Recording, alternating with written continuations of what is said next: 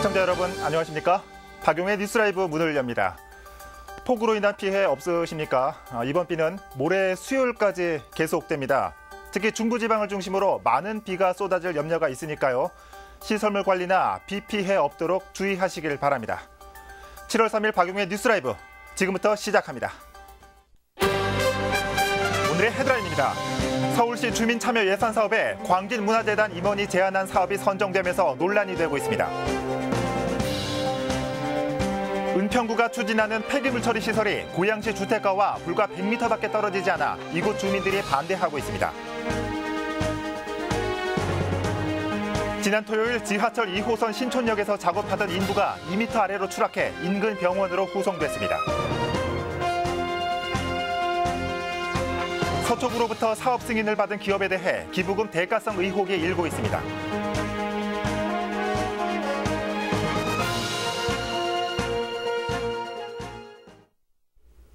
고양시와 은평구가 폐기물 처리 시설 건립을 두고 갈등의 골이 깊어지고 있습니다. 올 초 문제 해결을 위해 협의체를 구성했는데 지금까지 한 번도 만난 적이 없다고 합니다. 취재기자 연결해 자세한 내용 들어보겠습니다. 이상범 기자. 네, 고양시청 경기도의회 상담소에 나와 있습니다. 네, 이 고양시와 은평구가 첨예하게 대립하고 있는데 먼저 어떤 사연인지 설명 좀 해주시죠. 네, 마찰의 발단은 서울시 은평구가 폐기물 처리 시설 건립을 추진하면서부터입니다. 예. 네, 문제는 건립 부지의 위치입니다. 예정 부지는 당연히 은평구에 위치해 있고요. 예.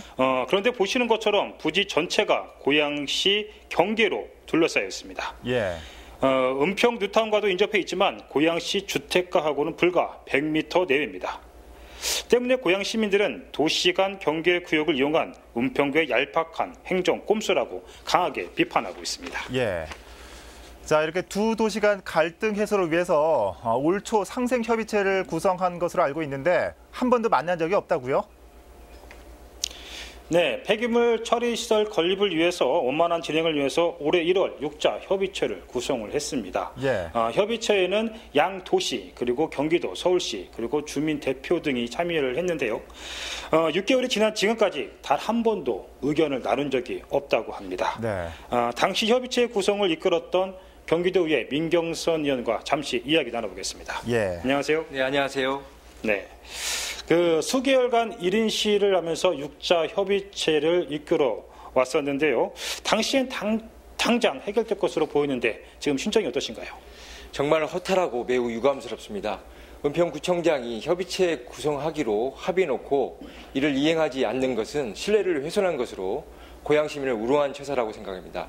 조속한 시일 내에 협의체를 구성해 협의를 이행할 것을 촉구하는 바입니다. 네. 예정대로 현 부지에 시설이 들어오면 가장 큰 피해는 고양시가 입을 것으로 보입니다. 앞으로 계획이 있다면 무엇입니까? 다행스럽게도 은평구 폐기물 처리 시설은 은평구 자체 예산으로 지을 수 없는 광역시설입니다. 총 사업비의 3분의 1가량인 한 200억 원가량이 국비와 서울시비로 투입될 예정입니다. 은평구와 고양시가 협의를 완료하기 전까지는 환경부와 국회 그리고 서울시 등의 예산 반영을 하지 않도록 백방으로 노력할 예정입니다. 그리고 아울러 고양 시민들과 함께 조직적으로 반대 운동도 전개하려고 하고 있습니다. 네, 앞으로 왕성 활동 기대하겠습니다. 네, 감사합니다. 예, 이상범 기자. 지금 경기도의원 인터뷰도 봤는데 이처럼 고양시에서는 반발이 심한데 정작 은평구의 입장은 어떻습니까? 네, 결론부터 말하면 폐기물 처리 시설 건립을 강행하겠다는 뜻을 내비치고 있습니다. 예. 폐기물 처리 시설이 도시의 필수 시설이고 소각장이나 음식물 처리 시설처럼 기피 시설이 아니라는 겁니다. 현재 은평구는 진관동 일대 11,000제곱미터 부지에 광역 재활용 선별시설, 즉 폐기물 처리 시설을 지을 계획인데요. 예. 주민과 소통하고자 만든 협의체를 허울뿐인 기구로 전락시키는 건 주민을 우롱하는 처사라고밖에 볼 수가 없습니다. 예. 문제 해결을 위해 은평구의 열린 행정을 기대해 봅니다. 지금까지 고양시청 경기도의회 상담소에서 전해드렸습니다. 네, 이상범 기자 수고했습니다. 자, 이 가장 외곽 지역의 폐기물 처리 시설을 지으면서 기피 시설은 아니라는 은평구의 주장이 얼마나 공감을 얻을 수 있을지는 의문이 듭니다. 고양시 연결해봤습니다.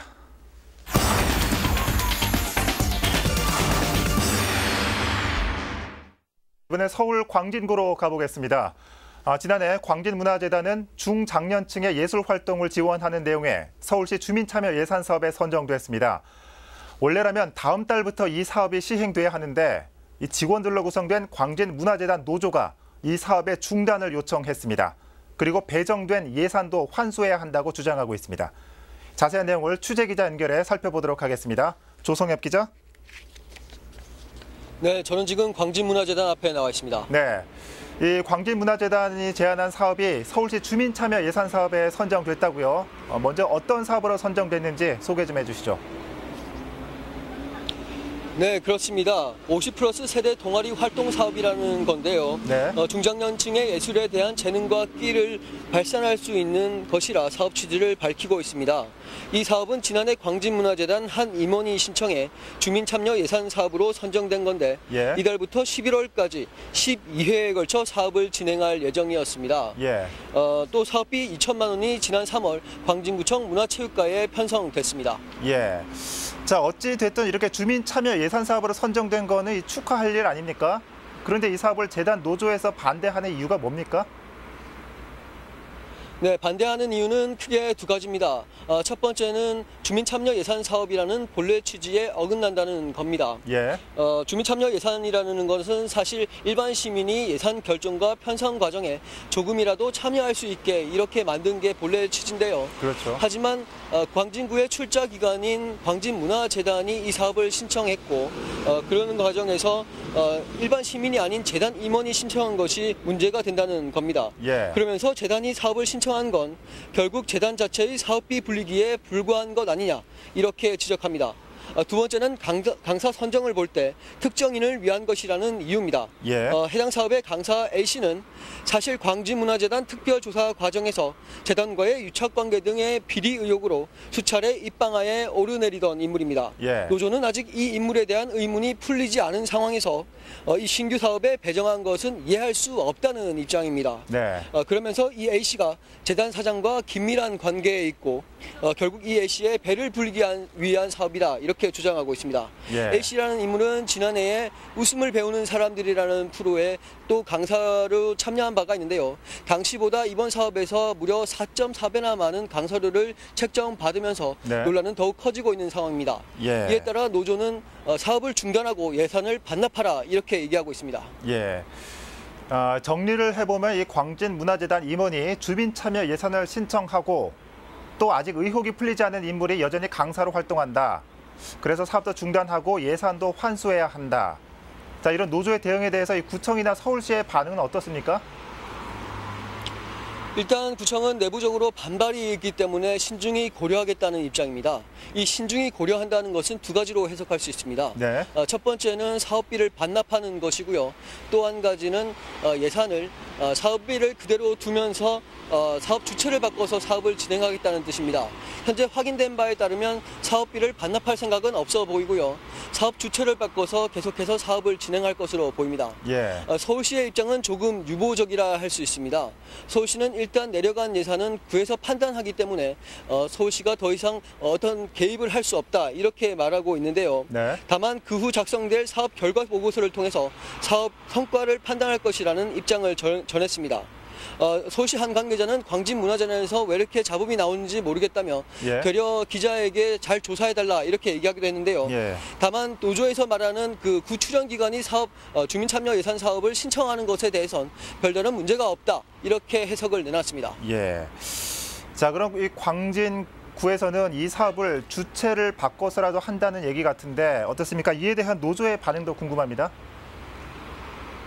네, 정확하게 현재까지 그렇다고 확정적으로 말할 수는 없지만 네. 구청 관계자에 따르면 일부 그런 말들이 나오고 있습니다. 사업비 반납은 말이 안 되는 것이고 사업 주체를 바꿔서라도 꼭 하고 싶다 이렇게 얘기를 하고 있습니다. 예. 그러나 이 재단 측은 재단 직원들은 이 역시 주민참여 예산 사업의 본래 취지와 맞지 않고 결국 달라질 것은 없을 것이라 말합니다. 네. 사업 주체를 바꿔서 하더라도 강사가 그대로일 수 있고 사업 내용도 광진구만의 특성화된 것이 아닌 결과적으로 재단의 특정 사업을 하기 위한 것이다 이렇게 설명하고 있습니다. 예. 지금까지 광진문화재단 앞에서 전해드렸습니다. 네, 조성엽 기자 수고했습니다.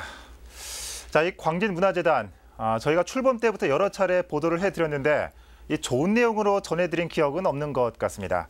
이번에도 잡음을 내고 있는데 이 부분 추가 취재로 전해드리도록 하겠습니다. 광진문화재단 소식 전해드렸습니다.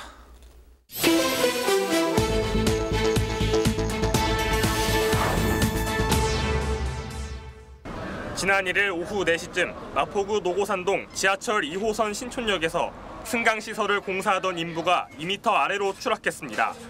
이 사고로 61살 이모 씨가 허리에 통증을 호소해 인근 병원으로 옮겨졌습니다. 구조대는 이모 씨가 H빔 해체 작업 중 추락했다는 목격자의 진술을 토대로 작업 시 안전에 문제는 없었는지 조사하고 있습니다. 오늘 새벽 0시 30분쯤 경기도 광주시 오포읍에서 한 주택의 전기 분전반에 불이 났습니다. 이 화재로 인명피해는 없지만 분전반이 불에 타 일부 소실됐습니다. 소방당국은 펑하는 소리와 함께 분전반에서 불꽃이 일었다는 목격자의 진술을 토대로 사고 원인을 조사하고 있습니다. 어제 저녁 9시쯤 경기도 광주시 퇴촌면에서 주택의 분전반이 불에 타 10여만 원의 재산 피해가 났습니다. 신고자가 직접 불을 진압했으며 인명피해는 없었습니다.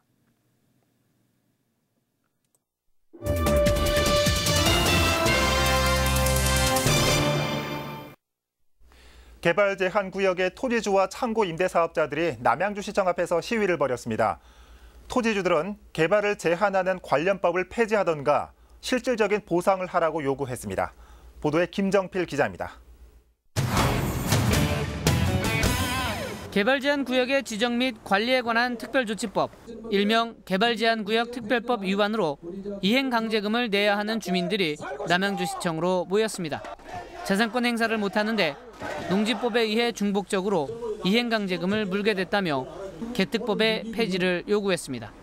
또 개특법 폐지가 어려우면 이미 허가된 창고라도 일반 창고로 전환시켜서 이행 강제금을 면제해주고 농지법 위반 이행 강제금의 부과 유예를 주장했습니다. 과도한 개특법에 의한 이행 강제금을 좀 줄여달라는 거 하고 한 사안에 대해 가지고 또 법이 존속한다고 해가지고 농지법으로 또 때리는 거, 또 이행감이 또 나왔어요. 남양주는 시 전체 면적의 49%가 개발 제한 구역입니다. 그렇다 보니 이행 강제금도 2013년 320건에 47억 원에서 지난해 670건에 191억 원으로 크게 늘었습니다. 농지일 경우 농지법 위반으로 이행 강제금을 또 부과합니다. 게다가 5천만 원인 이행 강제금 부과 한도가 내년부터 풀리게 돼 이행 강제금 폭탄도 우려됩니다. 이에 대해 남양주시는 법적 근거가 없기 때문에 주민들의 요구를 들어줄 수 없다며 법 개정이 필요하다고 밝혔습니다. 결국 주민들은 1971년 제정된 개특법의 폐지가 어렵다면 헌법 제23조 3항에 부합하도록 정당한 보상이라도 하라며 시위를 벌였습니다. 그런데 이미 한국개발연구원 KDI는 지난 2015년 개발 제한 구역 규제가 재산권에 손실을 미친다며 합당한 보상을 해야 한다고 결론 내렸습니다. 드라이브 서울 경기 KBTV 김정필입니다. 서초구가 지난해 한 회사로부터 받은 기부금을 두고 대가성 의혹이 불거졌습니다. 기부금을 받을 당시 서초구의 한 기업이 사업계획 승인을 신청했는데 이 상당 부분의 지분을 기부금을 냈던 회사가 차지하고 있었습니다. 이재용 기자입니다. 서초구 의회 구정질문에서 서초구의 대가성 기부금 의혹이 제기됐습니다. 서초구는 지난해 M사로부터 서초 3동의 주택건설 사업계획을 신청받았는데 당시 M사의 지분 90%를 가진 H사가 서초구에 13억 원을 기부했기 때문입니다. 왜 H기업에서는 그렇게 막대한 금액을 지정 기탁하게 되었을까요? 과연 H기업에서는 어떠한 반대급부 없이 사업계획 승인과 무관하게 자발적으로 기부를 했다고 구청장님께서는 확언하실 수 있는지 답변하여 주시기 바랍니다. 서초구는 기부한 회사와 사업 시행사는 엄연히 다른 법인이라고 선을 그었습니다. 사업계획 신청자인 M사와 기부자인 H사는 법인이 다른 것으로 알고 있습니다. M사의 사업계획 신청은 서울시 건축위원회 심의를 통과하면서 승인이 이루어진 사안으로 H사와의 기부와는 무관한 사안입니다. 이외에도 사업계획 심의 이후 서초구가 사업부지 인근의 공영주차장을 사업 시행자인 M사에 매각하고 직선거리로 11m 떨어진 사업자 소유 부지를 매입하려는 점은 대가성으로 비춰질 수 있다는 문제가 제기됐습니다. 과연 이러한 행정이 진정 주민을 위한 행정이라고 판단하십니까? 종전주차장에 대한 활용도가 없다고 판단한 상태에서 무슨 근거로 매각되지 않은 상태에서 주차장을 조성해야 하는지. 서초구는 대가성 기부금 의혹을 전면 부인했습니다. 사업부지 인근의 공영주차장 부지 매각은 당시 재건축 사업으로 주차 수요가 감소해 운영이 어려웠다고 말했습니다. 부지는 주차장으로서의 용도를 상실하여 행정 목적으로 사용하지 않게 됨에 따라 용도 폐지 후 매각을 추진하게 되었습니다. 대가성이냐 아니냐를 두고 공방이 오간 서초구의회 구정질문. 의혹만을 남긴 채 회기를 마쳤습니다. 딜라이브 서울 경기 케이블 TV 이재용입니다. 강남구 영동대로 일대에 잠실 야구장 30배 규모의 지하 공간이 개발됩니다. 지상에는 서울 광장보다 2.5배 큰 보행 광장도 들어섭니다. 지혁배 기자입니다. 영동대로 삼성역과 봉은사역 사이 지하 공간 복합 개발의 밑그림이 나왔습니다. 버스와 지하철, 광역철도를 자유롭게 갈아탈 수 있는 대중교통 허브로 만든다는 게 핵심입니다. 지하 6층에 16만 제곱미터 규모의 복합 환승센터가 건립되는데 이곳엔 도서관과 공공시설, 쇼핑몰과 관광버스 주차장, 7개 철도 노선이 지나는 통합 역사가 들어섭니다. 옛 한국전력 부지에 추진되는 현대자동차 신사옥과 코엑스를 연결하면 잠실 야구장 30배 규모의 지하도시가 생기는 겁니다. 지상부에는 서울 광장보다 2.5배 큰 길이 240m에 폭 70m의 대형 광장이 조성됩니다. 코엑스 잠실 운동장 일대는 잘 아시다시피 국제기로 복합지구 조성 지금 사업이 추진되고 있는 상태이고요. 그래서 영동대로와 삼성역 일대는 입지적 주요성과 성장 가능성이 부각되고 있습니다. 국토부와 서울시는 오는 10월까지 설계 공모를 끝내고 오는 2019년부터 2023년까지 개발 사업에 들어갈 계획입니다. 환경영향평가 공청회에서 제시된 지하 수위와 집안 침하 등에 대한 다양한 안전 대책도 시행할 거라고 설명했습니다. 딜라이브 서울 경기 케이블 TV 지혁배입니다. 이처럼 서울시는 코엑스와 한전부지, 잠실 종합운동장 일대를 아우르는 국제교류 복합지구 사업을 추진하고 있습니다. 이 대규모 개발 사업에 거는 주민들의 기대감도 큰데 종합운동장 주변 청사진을 담은 설명회가 개최됐습니다. 계속해서 서정함 기자가 보도합니다. 서울시가 송파구 잠실 종합운동장 일대를 국제 업무와 문화 그리고 여가가 함께하는 명소로 만들겠다고 밝혔습니다. 현재 있는 야구장을 한강변으로 옮기고 그곳에 트레이드 센터와 비즈니스 호텔을 건립합니다. 또 탄천 주변 올림픽대로를 지하화해 지상은 수변공원으로 조성할 계획입니다.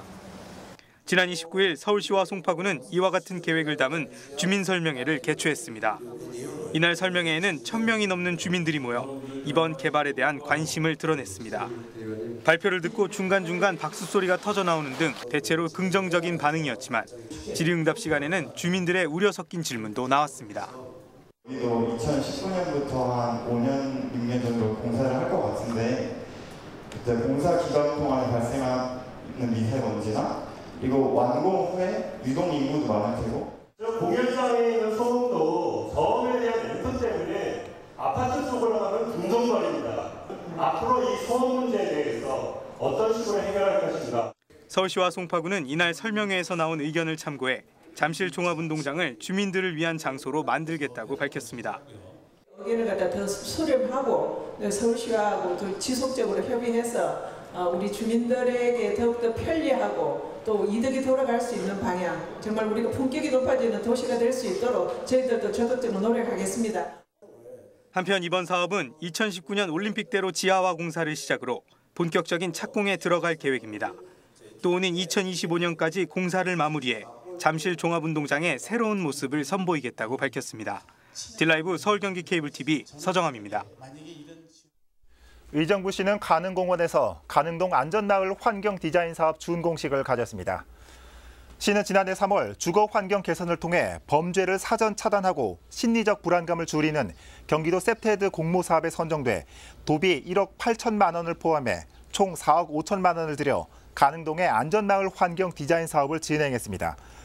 이 사업을 통해 방범관리센터와 밤길 안전을 위한 조명시설, 그리고 주민 휴식을 위한 커뮤니티 공간도 마련됐습니다. 또 골목길에 있는 벽화거리와 화단이 조성돼 마을 전체가 밝고 깨끗해졌습니다.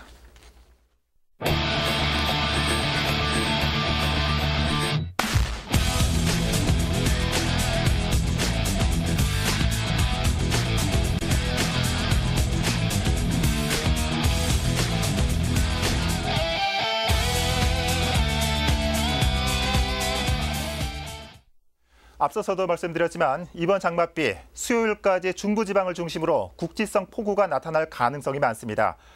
이 주말에 내렸던 비로 이미 지반이 많이 약해져 있고 특히 이번 비가 낮보다는 밤에 집중되는 성격이라고 하니까요. 이 축대 붕괴나 빗길 운전 등 각종 안전에 유의하시길 바랍니다. 박용의 뉴스라이브 마칩니다. 시청해 주셔서 고맙습니다.